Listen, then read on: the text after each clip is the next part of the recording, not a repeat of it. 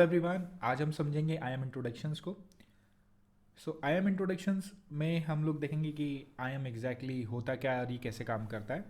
So I am का पूरा नाम है identify and access management.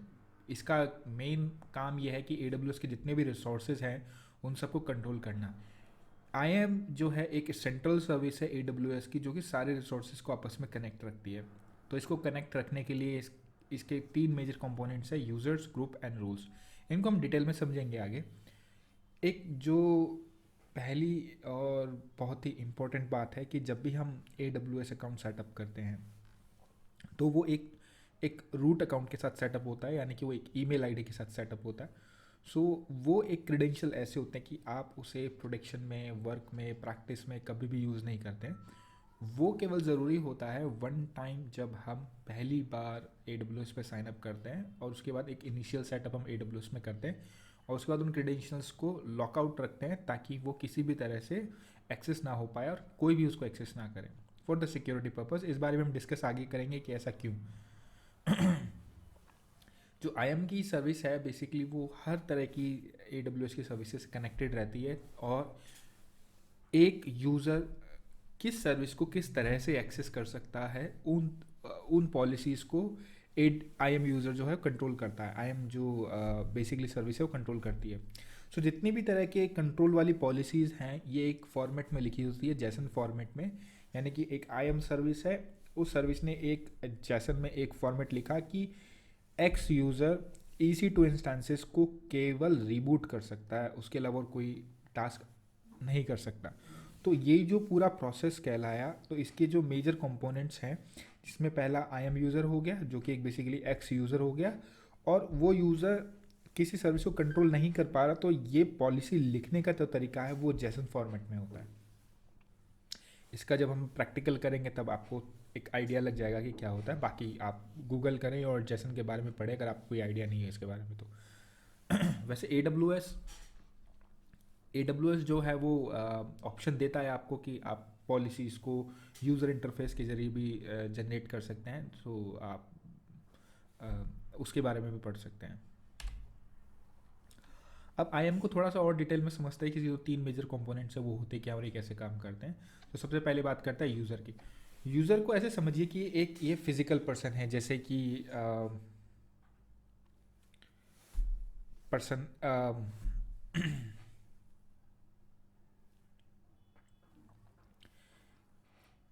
User को आप ऐसे समझिए कि ये एक फिजिकल पर्सन है, और ये जो फिजिकल पर्सन का मतलब यहाँ पे ये है कि जब भी आई एम क्रेडेंशियल्स किसी यूज़र को असाइन होते हैं या कोई user as a IAM role add होता है, सो उसके एक्सेस कभी भी शेयर नहीं किए जाते, वो उस इंडिविजुअल तक लिमिटेड है।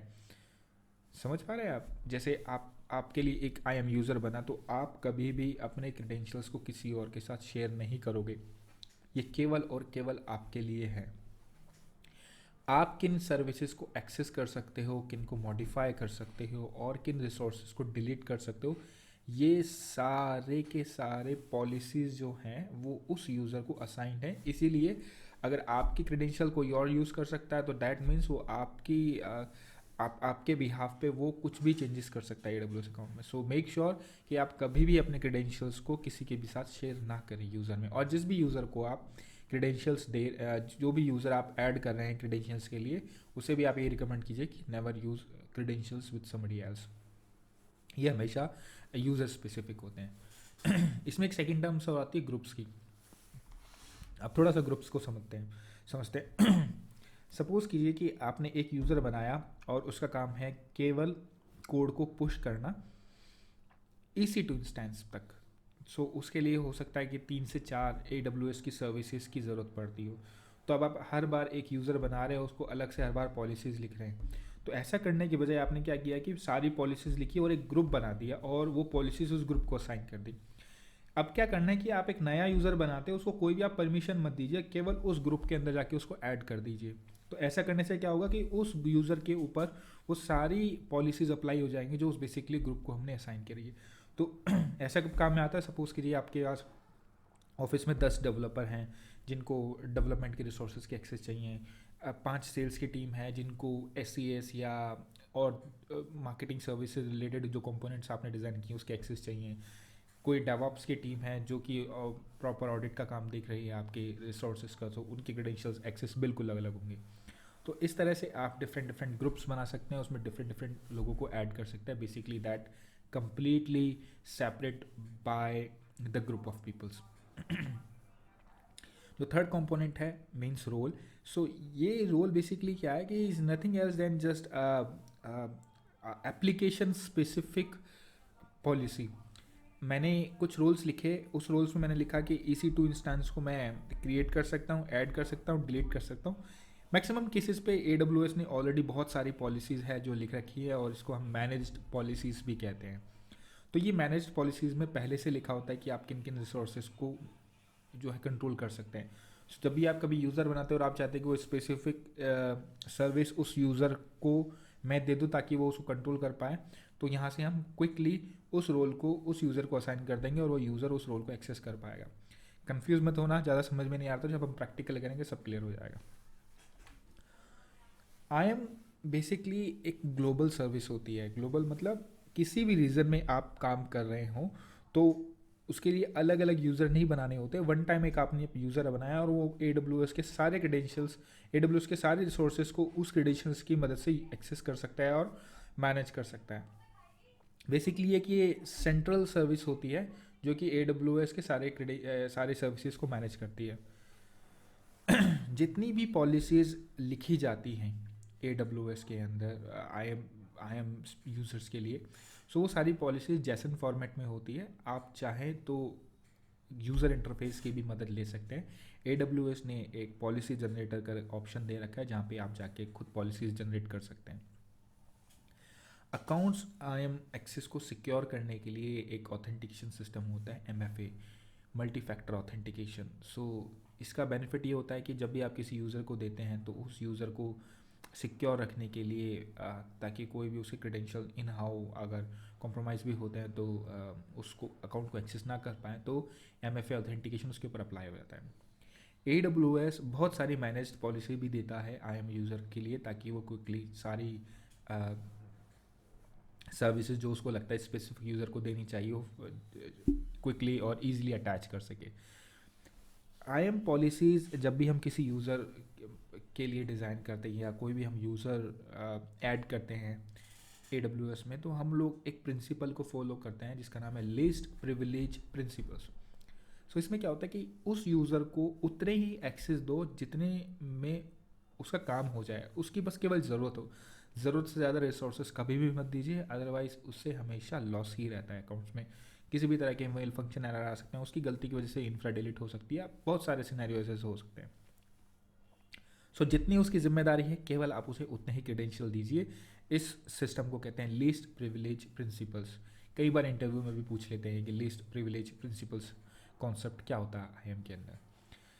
और अगर थोड़े और बड़े लेवल पे बात करें तो एक IAM फेडरेशन का कॉन्सेप्ट आता है AWS में, हालांकि आपको बहुत कम देखने को मिलेगा, ये बहुत बड़ी ऑर्गेनाइजेशंस यूज़ करती हैं। फेडरेशंस में क्या होता है कि SAML स्टैंडर्ड के बेसिस पे ऑथेंटिकेशन होता है। अब इसको थोड़ा सा लेमन लैंग्वेज में समझते हैं।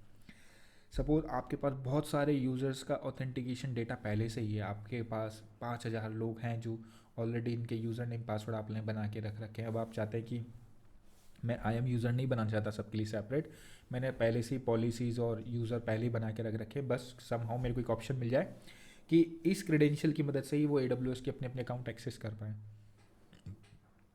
तो इस कॉन्सेप्ट को बोलते हैं IAM फेडरेशन। और जो प्रोटोकॉल इसमें यूज़ करते हैं वो SAML प्रोटोकॉल है। इसका एग्जांपल है एक्टिव डायरेक्टरी विंडोज़ की तरफ से।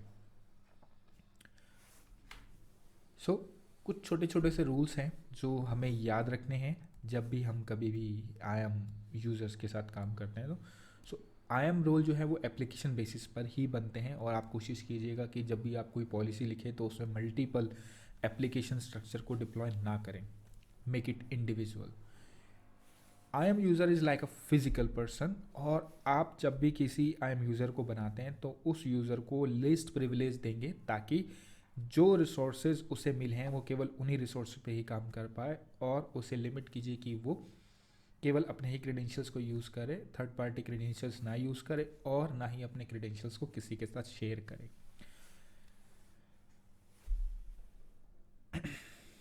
सबसे इम्पोर्टेंट बात,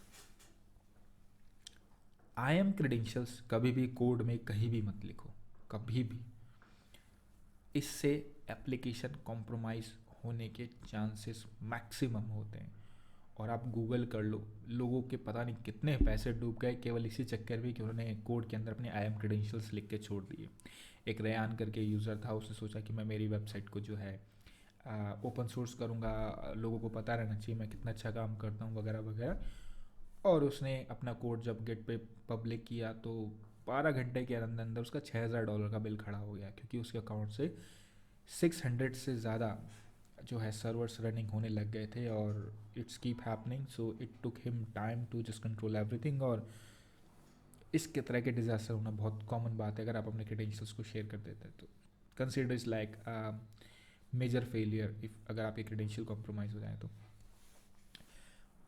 सेम कॉन्सेप्ट से यूज़र अकाउंट जो हम रूट के लिए बनाते हैं, जब इनिशियल हम सेटअप करते हैं, जिसको रूट अकाउंट भी हम बोल सकते हैं। सो रूट अकाउंट के क्रेडेंशियल्स भी वन टाइम ही यूज़ होते हैं जब हम उसे क्रिएट करते हैं। उसके बाद आपको कहीं पर भी रूट अकाउंट को क्रिएट यूज़ करने की ज़रूरत नहीं है, ना ही रूट अकाउंट से जनरेटेड आई एम क्रेडेंशियल्स को यूज़ करने की ज़रूरत है, जो स्पेसिफिकली रूट के लिए असाइंड है। ये क्रेडेंशियल इतने पावरफुल है कि इसकी मदद से आप पूरे पूरे अकाउंट की स्ट्रक्चर को चेंज कर सकते हैं। इवन अकाउंट भी जो है उसकी प्रॉपर्टी चेंज कर सकते हैं। So you will just lose the account ownership as well. So never do that. One time use this account while you are just signing up on the AWS। देन आप एक यूज़र बनाएं, उसको administrative privilege दें and उससे आप काम करें and keep secure the root account. So that's all about the IAM users. I hope you like. So in next video we are going to do some practicals with IAM user. Till then, take care. Have a great day.